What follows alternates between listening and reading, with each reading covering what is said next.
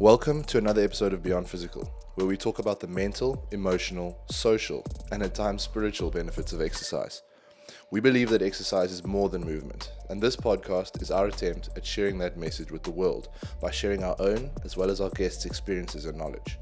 If you enjoy it, we ask that you please spread the message by leaving a rating and review, or even better, by sharing with a friend. Hello and welcome to another episode of Beyond Physical. Today, it's just you and me chatting a little bit about training data, chatting a little bit about approaching training when busy and when life gets busy, and if you are generally a busy person. And we're going to talk a little bit about the psychology behind entering a new training block as well. I might deviate naturally, as I tend to do, but this is likely going to be a nice, short and sweet episode where I just touch on a couple of topics that have come up in conversation over the last few days, which felt pretty valuable. And so I felt compelled to share that with you. So firstly, training data, or data in general, data to do with what your body is doing, what your body is telling you. And the world is really moving towards a place where this kind of data is a lot more accessible. You've got devices, wearable technology, rings, watches, chest straps, straps, like a Whoop band type thing, all of which collect reams and reams and reams of data, lines of code that kind of store and explain, when distilled into useful insights, what is happening in your body and what's going on with your body. We look at things like HRV, we look at things like sleep, hours of sleep, the depth of your sleep, the restfulness of your sleep, they're all algorithm based. They collect data and then kind of draw some sort of conclusion from that based off of averages and whatnot, to then give you a message to say this is what's going on, and depending on the platform or the product, they might give you some sort of explanation as to how you might be feeling based off of that data and what you could do to improve how you feel, perform, and move, and just live. We're also collecting lots of different sorts of heart rate data, and also just kind of geo data and things like where you're running, how fast you're running, where you're cycling, how fast you're cycling, and then the same for swimming and hiking and all kinds of things. These devices that we wear track these things and give us feedback. And I've kind of looked at it typically from two lenses, because I interact with this data daily from two different perspectives, mainly from the perspective of a coach when I'm training my clients, when I'm programming for my clients, and when I'm chatting to my clients. And then from the perspective of an athlete, or from a client perspective, as in when I'm looking at my own data and I'm using it to supplement how I make my decisions around nutrition, around rest, around training. And that, for me, has been incredibly useful. I think where I first started getting into the kind of nitty gritty of training data, and I'm by no means an expert, but I've been exposed to it for a number of years. The first time I was properly engaged with sort of training data would probably have been very early on in sport, when my swim coach was tracking my times, and that's data, and using that feedback to then readjust where we were aiming to be in terms of times, how much time we wanted to spend in the pool, how much time we wanted to allocate to certain kinds of training. I was very fortunate to have been exposed to high-level coaching from an early age. I used to work with a guy called Brian Button when I was 7-8 years old for a year or two, and thereafter I moved on to more kind of school-specific coaches, but that was my sort of extramural. And to be honest, I've always liked data. When it started to become a little bit more serious for me was working in a more professional environment in the rugby world. That would have been when I was 14, turning 15, getting involved in that Western Province elite squad. And they tracked a whole bunch of stuff. They tested our fitness levels, and they put GPS trackers on us, and they tracked our mobility and our lifts and our jumps and our kind of scores when it came to cardiovascular tests. And I found this all amazing. I found this collection of data and this interpretation of data honestly riveting. I still do. I find it so cool, so interesting, the way that you can get a map and basically explain the state of the athlete or of the person based off of these measurements and these data points, and they tell a story about where that person's at. I think it's only the tip of the iceberg, really. And of course, you have your highly specialized strength and conditioning professionals. They'd have the ability to really go a lot deeper into these tests and this data. But long story short, it's been something that I've been exposed to from a very early age, and I've really loved interacting with it, and I've really loved getting deeper into these different little feedback points. And that for me is mainly what data presents itself as. It's a topic of conversation, it's a little piece of feedback. And from the coach's perspective, which is what I'll speak from predominantly now, it helps me ask good questions. It helps guide the questions that I ask, and it helps me interact with my clients in a way that there is some sort of objective measure in terms of kind of their physical and mental state. For example, when I'm taking a running client for a weekly check-in, we're chatting online, and I've had a look at the data, and I've seen their sleep stats, and I've seen their heart rate, and kind of matched that up with some of their rates of perceived exertion, so how difficult they've found the workouts, as well as just their general subjective feedback. Taking the subjective feedback, reconciling it with the data in terms of the more objective data, I then start to put together a little picture for myself in terms of what questions do I want to ask. So if we've got for the week a plan ahead of us, and the plan was to hit certain mileages or hit certain splits, but we get to the end of the week, we have the feedback, and I've obviously noticed that there were a couple of workouts missed, and that a bunch of the little bits of feedback on that platform, which I use, Training Peaks, have a bunch of sad faces, because you can leave a sad, a straight face, a smiley, or like a very happy, or you can also leave very sad. And I'm looking at the fact that there are a couple of missed workouts, and that the workouts that were not missed and were in fact completed had sad faces, and I'm seeing that the rate of perceived exertion is very high, and I'm like, there's something going on here. And that is mainly from subjective feedback. So then I do a little bit of digging, and I look at how much sleep they've been getting, because the app tells me that, which is very cool. For some people, it might be a bit invasive, but yes, athletes of mine, if you don't know already, which you probably do, I can see how much you sleep. So if that's news, I'm sorry. That I can see how much sleep they're getting, and I can see how their resting heart rate is trending compared to how it usually is. And based off of that, I then start to put together a puzzle, and it can let me ask them some questions. So I can say, how has your work life been over the last while? And let's make up a random example. Let's say a client of mine, Margaret.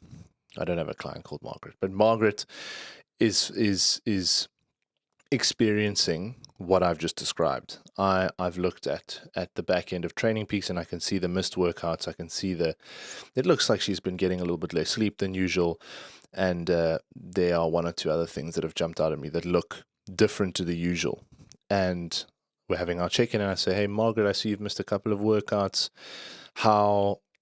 How's work going? How are your relationships? How are you feeling emotionally, just with your general work-life balance?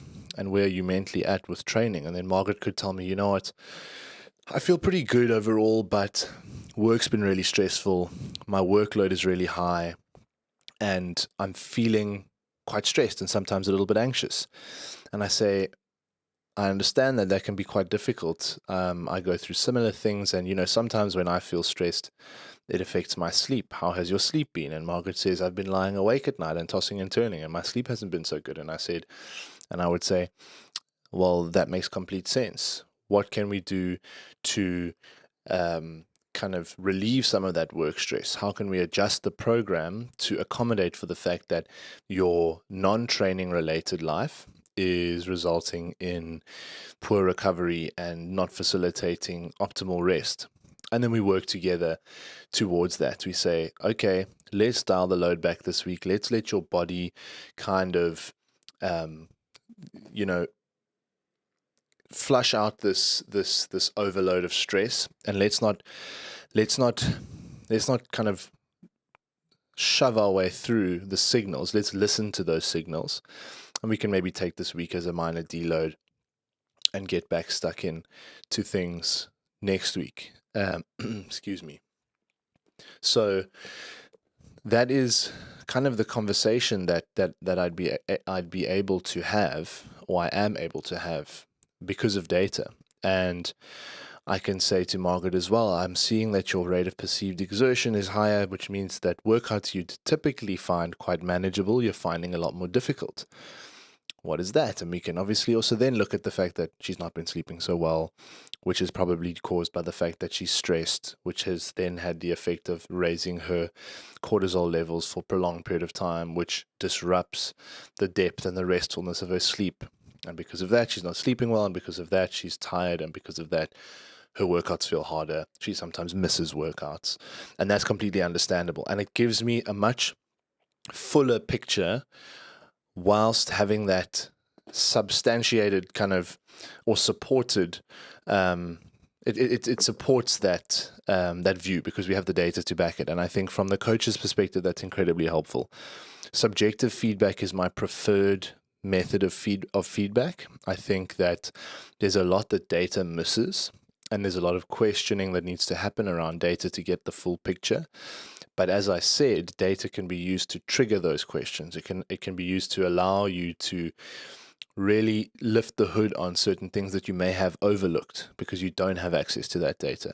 Because a lot of athletes also don't communicate. A lot of clients don't communicate. They might, we all like to think as coaches that we have a fully transparent relationship with our clients, but some people are less comfortable than others when it comes to sharing things outside of what they believe to be your remit as their coach. But as a coach, you're not just dealing with some robot that's ticking off boxes to finish a workout. You're dealing with a human being that has challenges and emotional things that happen in their lives, and factoring that in provides a full A to Z comprehensive coaching experience, and it allows you to coach better. And that's why I love data as a coach. And to be honest, if I had it my way, every one of my athletes would be on training peaks, whether or not I coach them online or not. I'd want to actually have them on that so that I can really keep a finger on the pulse in terms of what their body is saying and what numbers we're receiving, what feedback we're receiving from the body in terms of data. Because it's really in that reconciliation of subjective feedback and objective data points that we can paint the full picture and work with the athlete, because the coach-athlete relationship is collaborative. Work with the athlete to then get that desired outcome. And for me, that's just incredible, and it helps tremendously. It's a really awesome tool, and I think that it's hugely beneficial. Now, from the perspective of an athlete, which I have as well, because I like to train a lot, I like to push my body, I like to chase some goals. Currently, I'm chasing a sub 250 marathon at the end of the year, and I love that process. I love the structure, I love the routine, I love the kind of prioritization that comes as a result of being in a prep, and I love being more dialed in and focused on my data points and applying the lensing to my data points, noticing that I'm stressed and reconciling my stress with, what my certain metrics and measures are saying. However, from the perspective of an athlete, it can be a double-edged sword. I think it's more beneficial from the coach's perspective. From the athlete's perspective, it can almost overly gamify and add an element of obsessiveness to training and wellness, where you are constantly chasing numbers and you're constantly chasing certain metrics as opposed to connecting more and aligning yourself more with that subjective feedback. Now, don't get me wrong, there is, of course, an element of discipline required, and there'll be days that you don't feel amazing, but you've got an important workout that you've got to get done in order to stay on track with your goals. And then maybe you don't fully listen to your subjective feedback, but you can, really, I think, go down a little bit of a slippery slope if you are married fully to this idea of keeping a streak or keeping a whatever to do with numbers, where you just totally ignore subjective feedback. And it takes a lot of, I think, self-awareness as an athlete to guide yourself in that way. And that's why it helps to have a coach to kind of tell you, you don't need to be going at this thing so hard all the time. But it's, for me, I feel a lot less relevant for an athlete. I think an athlete's role is to immerse themselves in the exercise, in the movement, in the training, and to do that in a way that's, and to be honest, when you're building towards a goal, sometimes what is best is to miss a workout. If you're not feeling and you haven't been feeling for a few weeks riled up and ready to go, you might be suffering from an overtraining issue. And that could have come from the fact that you haven't been sharing subjective feedback or listening to that subjective feedback from your body, and you've just been trying to stick to hitting the numbers every week. Now, if you have a good coach and you're sharing feedback with them regularly, they, I would hope, have programmed in some sort of a deload for you. But if you're not, and you're a recreational athlete or someone who just exercises for fun and likes to push yourself, it's very easy to forget, or not forget, but to just go and go and go and go and go, because that's what you associate with in terms of a productive workout is, or productive exercise habits is like consistency, and consistency means hitting every workout and getting your heart rate into the red zone, and because that's less nuanced, it's simpler. So it's what a lot of people who aren't really that experienced tend to do.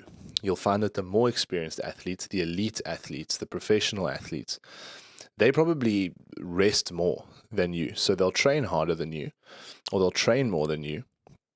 But equally, they take their recovery and their body's subjective feedback far more seriously than you. And I think a lot of high-level athletes will be able to resonate with this. It's like, sometimes the kind of the return on a workout where you're not feeling up for it is actually not worth risking whatever you might be risking by ignoring your body's signals. So again, I think there's probably more to be gained from aligning yourself more with what your body is saying and how you feel, which takes a lot of practice and time, than being overly concerned with numbers as a kind of day-to-day person trying to get fit and healthy, than there is for a coach, if you have a coach, your coach, paying attention to the numbers than you. So it's different. I think coaches should pay more attention to it, but not all the attention to it. I think a full and reconciled view between subjective and objective when it comes to the data is important from the perspective of a coach. And the same goes for the athlete, but I would say that it's less necessary for athletes or non-coaches to be paying attention to data. And I think it's a good point now to pivot on to another element, which ties into a personal theme for me, which is training and building exercise habits or sustaining exercise habits when you've got a busy schedule. How does that work? How do you do that? Like, how do people like Nick Bear train for marathons, build an impactful, cool business, maintain a what appears to be healthy family life, and just not completely burn out? And the answer is there are times when he is burnt out. He released a podcast maybe a year ago speaking about how he was operating at 110% nonstop for something like 5 years. I could be butchering it, but a long time, not listening to his subjective feedback coming from his body and his mind. And he kind of grinded it out, and some things suffered, and it was a great lesson for him, because he had the opportunity to then take stock of what his priorities were and reorganized his life. And I think I was actually voice noting a friend of mine about the stages that we are in at the moment in our lives. And we both acknowledged that we're in building phases, so we don't see as much of each other as we maybe would like to. But there are ways that we can try and kind of, what's the word? Plan each other into our schedules, because we're supportive of one another and what we're trying to build. So there's that element of we want to support, but we also want to hang out. And I think it's difficult. It's not an easy thing to do. And you definitely will find that some things take second priority, and that must happen. There's this ongoing theme that I'm encountering at the moment, which is the art of saying no. And it's really something that takes a lot of practice, and really identifying what is something that actually supports the path that I'm on right now, and what is something that might actually just be a distraction. And how do I organize my life and organize my days so that I create the opportunity to work towards what my priorities are, which would be growing the gym, it would be growing my relationship, relationship as in the significant relationship in my life, as well as my platonic relationships with the people near and dear to me. It would be my physical goals, and it would be my educational goals. So how do I, execute on those four various areas? And honestly, when you take stock of where you're at with those things, it's about what it's not about, what exactly I focus on. It's more so, what do I say no to in order to remove the obstacles that stand between myself and getting towards where I want to be with those four various aspects of my life. And we've been having our performance appraisals with the team, and we've been having kind of goal check-ins with each individual team member. And that's been the recurring theme and I try and guide each person in the team the same way that I try and guide myself, which is, okay, where are we at now? Where do we want to be in 3 to 5 years from now? And what are the things that are preventing me from getting there? Not what are the things I need to do to get there? What are the things that are standing in the way of my getting there? And I think that shift in perspective is incredibly helpful, because number one, it makes the goal less daunting, because it almost tells you that you're already doing what you need to do. You just need to get rid of some stuff, and that will make the path a lot smoother, or a lot clearer rather, because it's not a smooth path. If you're working towards something worth doing, or that's impactful, it's most likely going to be a difficult thing, but it'll make the path clearer. And having that conversation multiple times over this week, and to have it another couple of times before the end of the week, it's shone a light on the importance of decluttering mentally. And it's, as I said, to expect a bit of a tangent from how do you build exercise habits when you're a busy person, but it plays into the same theme, which is, okay, I want to move more, I want to exercise consistently. What do I get rid of to make that easier? What is the inertia in my life? Or what is the factor, or what are the factors in my life that are getting in the way of exercise? Okay, maybe I am going out a little bit too late in the evenings, or staying up a little bit too late, and that is making me not as rested as I could be, which makes it more challenging for me to get up early to work out, or it is making it more challenging for me to work out at my lunch break because I've got this massive dip in energy because I'm not rested, or it's making me too tired to work out after work. And so what do we remove? We remove the faffing or the doom scrolling or the going out for drinks late at night in order to make it easier to then get up the next morning and the next day and have enough energy to go and execute on building and sustaining that exercise habit. It could equally be, and this is a pretty harsh one, but who am I surrounding myself with, and what do they stand for? What are the values that they uphold and that they kind of exemplify? Do those values align with being healthier or leading more impactful lives or being more fulfilled, or are they very pessimistic and negative and not looking for ways to better themselves and by extension bettering you? Like, if that's the kind of energy that you're surrounded with, it's going to make it very difficult to build healthy, sustainable exercise habits or any other habits for that matter, because you're surrounded by people who want to kind of lull around in the same place and are not driven to move the needle. And so what is the thing to remove in order for you to maintain or build that exercise habit? The time that you spend with those people. You maybe don't have to remove them completely or remove the time completely, but significantly reduce the time that you're spending with those people, because they're making it difficult for you. That is the block. That is the obstacle for you.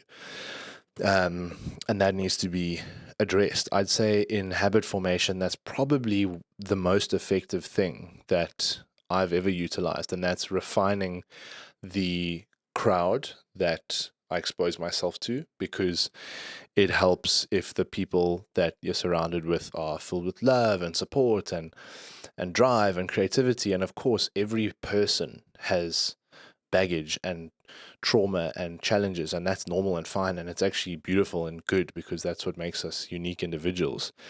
But if the approach that those people take to those things is overly pessimistic and not particularly proactive and engaged, then you are, maybe, and you've kind of like started to internalize that's not a great thing to have in your life, to be honest.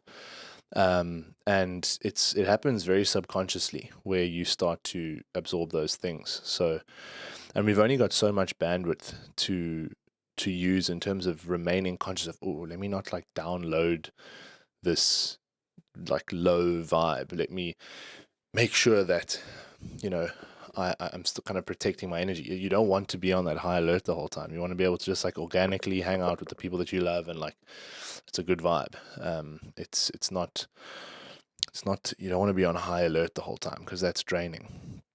So I would say when it comes to building and executing on, exercise habits as a busy person, it's firstly looking at what you can remove, what is standing in your way, or what is making it overly difficult. And then some very low-hanging fruit would be prioritize the thing, so try and get it done early in the day.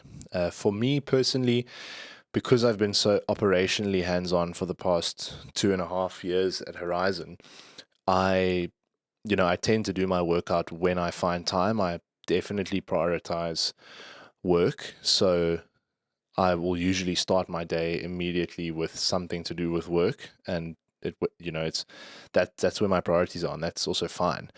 But I'll look at my day in the morning, usually not the day before, because sometimes things come up that I want to prioritize over going and working out.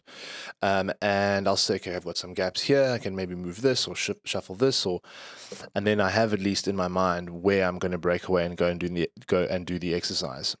Previously, however, when I wasn't an owner, a bit like running a business, I would work out before the workday started, and I found that helpful, because when I worked a 9 to 5, I felt incredibly drained. I didn't feel very energized by my work. So, and my partner does the same thing, where she trains at the beginning of the day if she can. Like, that's kind of, she'll prioritize doing that. And for me, if you're working in a job that is quite tiring, which I found the last desk job of mine to be, doing your workout at the beginning of the day is the move, because you get to the end of the day, you're exhausted, you maybe just want to see your friends, you feel a little bit flat, And then there are so many obstacles that you have to hurdle in order to get that workout done. And it also changes the dynamic between your exercise and you, where it becomes a chore. Whereas if you do it first thing in the morning, you get it done, gives you that boost, and you've done something for you, which also then allows for you to give more throughout the day because you've spent that hour with yourself and you've done that thing for yourself, and it allows you to just move through other situations more compassionately, more givingly, more openly, because you know that you've given yourself that time and you feel so much more willing and accepting of whatever turbulence might come about throughout the day because you've given yourself that hour. So I'd say if you're in a working setup where you do feel very tired at the end of the day, try and get the workout done as soon as possible. Although I know for a lot of people, the main priority is work at this point. So it's understandable if you want to do it at lunch, but try and not leave it too late because it gets difficult and things come up, especially if work is the priority and you know that you're going to prioritize work. If something comes up in the day, it can easily then push back the likelihood of your working out. So I would say front load it if you possibly can. And to circle back to what I mentioned about energy draining relationships, try and surround yourself with people who like to move, because then your socializing gets added to your movement time, and that's beautiful because you're getting that double benefit of you hanging out with someone that you enjoy and you are exercising and giving your body what it wants and your mind what it wants. So do with that information as you will, but I think it's quite helpful. And I intended on touching on the psychology of starting a new training block, but I'm going to save that to chat to you about the next time. But to round things up, training data, as a coach, if you're a coach listening to this, you probably already know this, but it's merely a tool to ask the right questions and to stimulate a different way of looking at how your athlete is performing. As an athlete or someone just doing the workouts, don't pay too much attention to the data. It's fun, it makes things a game, and that's cool, and that can push you to do stuff that you maybe otherwise wouldn't have, but it's not everything. Ultimately, we do this to feel good. We do this for a clear mind, and that's what you should be paying attention to. But that's just me. And then when it comes to a busy person looking to build training and acting on the psychology of starting a new training block, but I'm going to save that to chat to you about the next time. But to round things up, training data, as a coach, if you're a coach listening to this, you probably already know this, but it's merely a tool to ask the right questions and to stimulate a different way of looking at how your athlete is performing.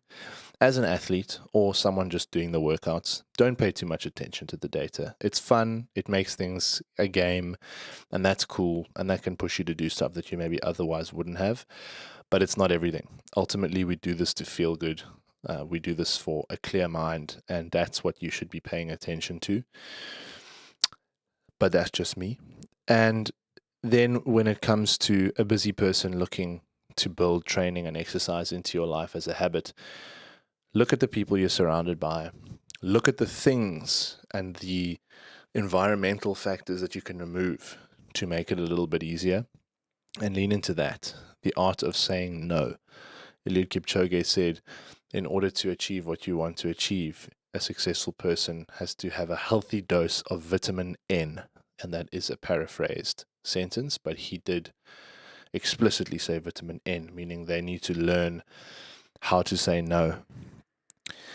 And I would be interested to find out how you guys, well, you specifically, interact with training data, if it's something you pay any attention to, and what you do with that data. What purpose does it serve for you? What do you use to also track your data? For my training itself, I use a Garmin wristwatch. I've lost my chest straps like a very bad man, but when it comes to heart rate data in training, I love that device. And when it comes to my sleep, I've really enjoyed the Ultra Human Ring. The interface is pretty cool. It's really nice and intuitive, and the insights that they share are a lot more in depth in terms of actionable steps to improve your sleep. When they see that maybe your sleep's not where it was previously, they give you some options to try and improve that, like not eating a large meal close to bed, or reducing screen time or light exposure, and caffeine and things like that, which is really helpful and really cool. So thank you for listening. Please don't ever hesitate to drop me a message or an email, or pop us a message, and we'll do our very best to get back to you as soon as possible with some valuable information. But otherwise, have a wonderful week further, and thank you for listening to Beyond Physical. Thank you so much for listening to the show, guys. We love answering specific questions. So if there's anything you want to know, leave a comment or reach out to us directly at HorizonZA on Instagram, or email us at movement@horizongym.com. Until next time, I'm your host, Seb Prentice, and this is Beyond Physical.